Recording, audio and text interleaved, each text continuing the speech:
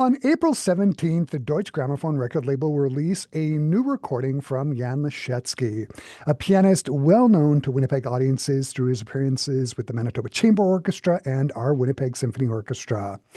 This latest album features Mozart's piano concertos numbers 9 and 22, both of which are in E flat major. Works that exemplify the composer's unparalleled gift for dialogue between soloist and orchestra. In these performances, that interplay is brought vividly to life by Lisiecki's characteristic blend of technical brilliance and refined musical sensitivity. Joining him on this recording is the Bamberg Symphony Orchestra, led by conductor Manfred Honeck, a close friend and collaborator of Lisiecki since their first partnership in 2019. This is a truly magical disc. And joining me here over Zoom to talk about his latest recording of Mozart's piano concertos, I am joined by Jan Lisiecki. Hey, Jan, great to see you and meet you here over Zoom. Hi, Chris. So nice to see you again. So, firstly, a big congratulations on the CD. It's just fabulous. I love it. I have friends in high places who got me access to the tracks, so it's just lovely to listen to. Always good to have those friends. Thank you so much for the high praise. Yeah. Um, as I was listening to it, I was just thinking your first recording with Deutsche Grammophon was back in 2012, and it consisted of Mozart's piano concertos numbers 20 and 21. It was done with the Bavarian Radio Symphony Orchestra with Christian Zacharias. You're now in your early 30s. That recording was made in your late teens. Has your approach to Mozart's piano concertos evolved at all, or does it depend on the concerto and the orchestra that you're performing with? Undoubtedly, I'm confident that my approach has evolved. It's incremental and it isn't sudden. So that change is imperceptible because it occurs.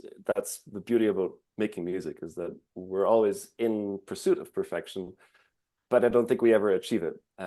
We get as close as we think at the time is possible to perfection, but then the goalposts move every time, where we have a different idea or a new opinion. It's constantly being reinvented. What I do hope, however, is that youthful innocence and exuberance that Mozart requires can be enhanced, or perhaps one can add to it by experience, by wisdom, and finding the combination of that freshness and fearlessness Mm. and some experience and some knowledge is a combination that will bring new life to this music, of course. Mm. The recording was done with the Bamberg Symphony Orchestra with Manfred Honeck. Can you talk about that friendship with Maestro Honeck and how this project came to fruition with the Bamberg Symphony Orchestra? Well, the first time I worked with Maestro Honeck was in 2019 with the Chicago Symphony. And of course, I knew that he was a remarkable conductor, but until I experienced it firsthand, I didn't know how special he was, because we met with Mozart's 21st Piano Concerto. That is not an easy work to perform for any orchestra, and especially so for large symphonic orchestras such as the Chicago Symphony. These orchestras are accustomed to playing the greats of the repertoire, requiring large sound, high precision undoubtedly, but in a larger whole.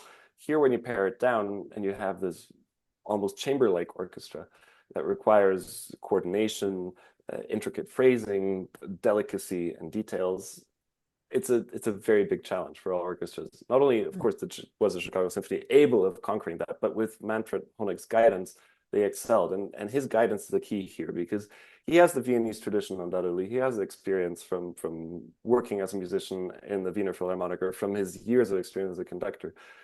But he's also able to communicate that. All these ideas, all these details, the phrasing, how he wants it specifically, he's able to inspire that in the musicians. And I felt that then and there, and was looking forward to the next time we got a chance to play Mozart together. And that eventually turned into the recording. So it was truly a dream of mine, and not only to record these concertos, but then once I had met and worked with Maestro Honeck, to record it with him. Yeah, and one of the things that struck me when I was listening to the recording is the Bamberg Symphony Orchestra. It has this wonderful, dark, rich quality, Mhm. especially in the string playing. It must have been just a joy recording these two concertos with them, right? Completely. And we had enough time. We had proper studio sessions in their hall. And the cherry on the cake was two performances with the orchestra in their hall in front of a live audience that we had as a sort of additional take, Yeah, in yeah, case there yeah. was some spontaneity. But But in the end, in this day and age, this is a studio recording, and that's a great privilege, especially for orchestral recordings, where it's very challenging to make it possible in all respects. Mhm. Both the ninth concerto and the 22nd have this wonderful dialogue that happens between the soloist and the orchestra. Is it different for you from the ninth to the 22nd? Like, I'm just wondering if the Viennese element makes its impact on that 22nd concerto as opposed to the Jeune Homme. Of course, both concertos are relatively small in orchestration. Despite that being said, the 22nd is a bit larger. We do have two clarinets. We do have a flute. It's a little richer. We have a little more structure. Um, the interplay between soloist and orchestra remains the same, I would say, in both of them. Of course, his musical ideas are more developed in the 22nd. We feel he's more confident, but in the end, even the ninth is an incredibly mature work. It's the first concerto that really stood out.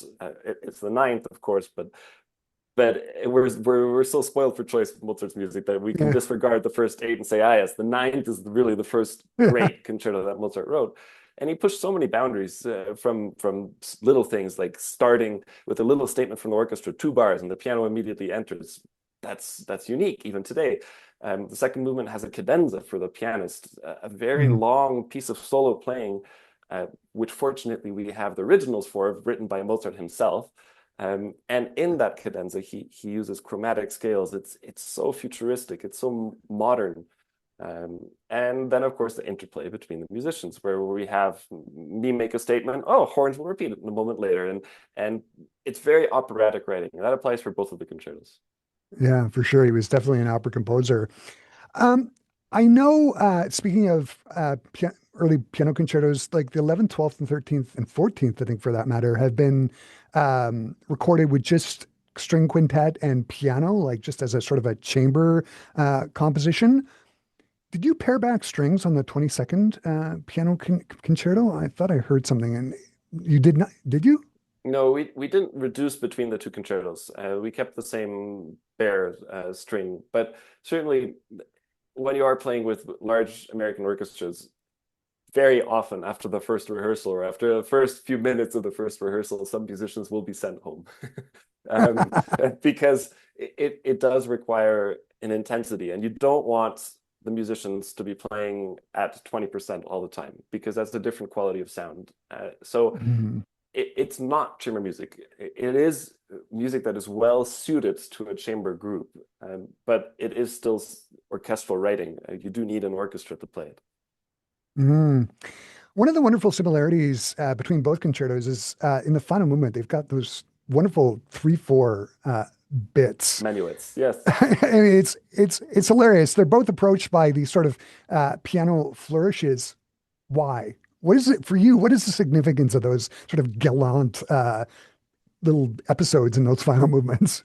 Absolutely crazy. I can't tell you what Mozart was thinking, what the idea behind it was per se, but it is genius. And Yeah. while the core structure, rondo forma that Menuet in between is the same, they're so different, these two Menuet interludes. In the ninth concerto, it's me starting, it's a solo sort of thing. In the 22nd, it's the strings starting. And here we use, Manfred and I decided to use only the four principal players. So we have only like a string quartet playing, quite literally in this case, that Mm, creates this different color because they're playing together. They just play solo. So in that spot, yes, we reduce the orchestration because we want that transparency of sound, that spontaneity, that freedom of expression. And then I reply, and then we play together a little bit, and there's a little bit in the bassoon. It's absolutely genius, right? yeah, for sure. In the 22nd, you make use of the Paul Badura Skoda cadenzas. I know he edited some of Mozart's piano concertos with his wife, Eva. What attracted you to those particular cadenzas?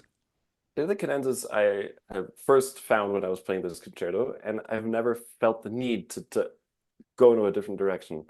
I think they respect very well Mozart's energy and his exuberance. Of course, they are in a slightly different style, but they still work very well alongside these works. the first and third movement, as a matter of fact. And I don't think I would have been capable of writing a better cadenza for Yeah, myself, yeah. which is usually a key. If I feel like I have to write a better cadenza than I do, and then I find myself constantly doubting my decisions and rewriting it. So not necessarily improvising per se, but in front of every performance, I will decide on changing out a section, scrapping one, adding one, Yeah, and yeah. I'm never quite satisfied. So it wouldn't be good enough for a recording, I don't think. Mm. Jan, as we're recording this, the album is going to come out in a couple of days. Are you going to do anything to celebrate, or is just performing with St. Louis on the Well, 18th going to be the celebration? absolutely, indeed. I'm playing the Ninth Concerto in St. Louis. So I think that's about as good a celebration as can be. I'll be rehearsing and playing one of the very pieces that I'm releasing on this album. Yeah, for sure. Yeah, and this has been so fun to talk to you. Good skill in St. Louis. The album is just marvelous. All we need now is for you to come back to Winnipeg and I would love to. perform the Yes, concertos with the MCO. thank All the you. best. And again, thanks for making the time to talk to me. It's been great. Such a pleasure. Always great speaking with you, Chris.